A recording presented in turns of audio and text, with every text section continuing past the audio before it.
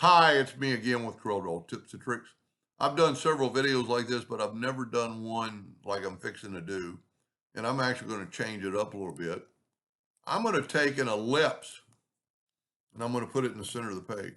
Then I'm going to get the distort tool that's underneath your shadow tool. And I'm going to go, you have to click on this number first.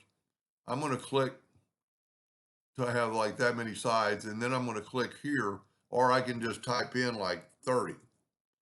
Or more. I'm going to go up. I want a little more sharpness. I'm going to go 40. Then you can go right here to smooth distortions and you get that.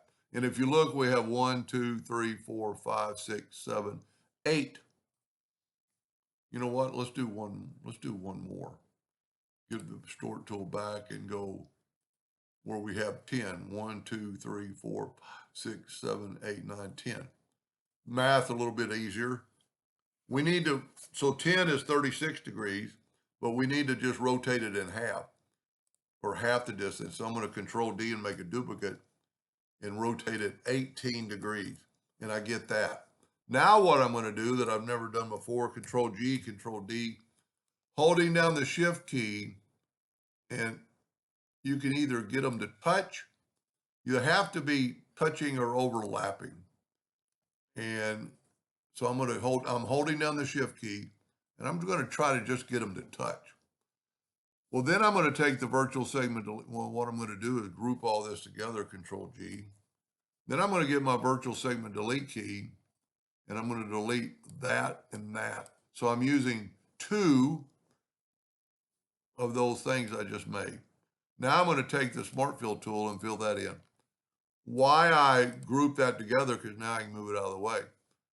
I'm going to change this one up a little bit. I'm going to click on it, get the interactive fill tool, and I'm going to move across and I'm going to put darkness in this end, make it look like it's going under, but I just want a little tip of darkness. And then I'm going to move out here. I'm going to put a little white. White makes it look like it's kind of a shiny piece of metal, but then I'm going to put blue on both sides of it.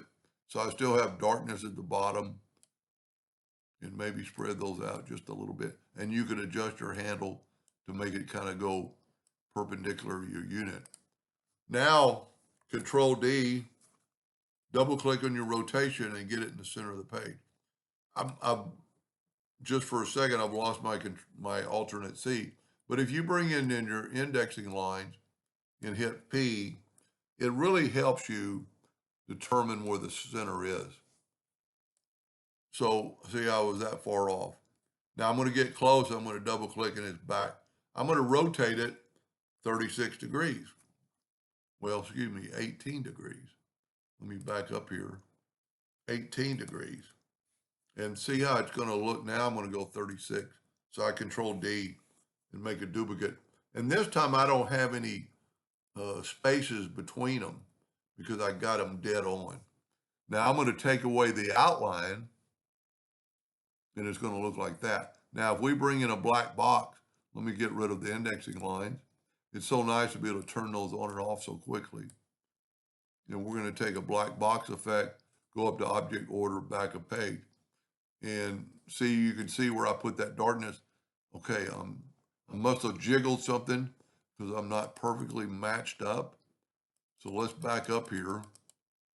And the best way to do that, you could go here, click on this arrow, and go down to where it says rotate. And what I'm going to do is check the second one, control D and make a duplicate and rotate it that 36 degrees and then just kind of look at it. So I invertly, and so this is a good one to do this on. I want to make sure I just got one copy. I'm going to double click on the rotation. I'm going to bring my indexing lines back and I'm going to go here and we're in the center. Then I'm going to go to Windows, Dockers, and Transform or Transformation. And I'm going to rotate it 18 degrees and we need 19 because we've already got one. And now I should be perfect. The control D sometimes messes up. I'm still, well, you know what? That's in the front. Tell you what, let's take this one and go up to object, order, back a page. Yep, that was just the last one. All the other ones are fine. Now let's take away the indexing lines, bring in a black box effect. And one of the reasons I do this black box effect is to see what it would be printed. And also I use black on my icon for the capture video. You could put white lines. I don't think that helps. I think it hinders. You could use black lines. Well, I don't have it selected anymore. Well, they're already black lines because they're between there. So I backed up, so I lost that little part right there. Is not in the right position. Anyway, that's a pretty cool little graphic. I hope that helped a little bit. Thank you for watching.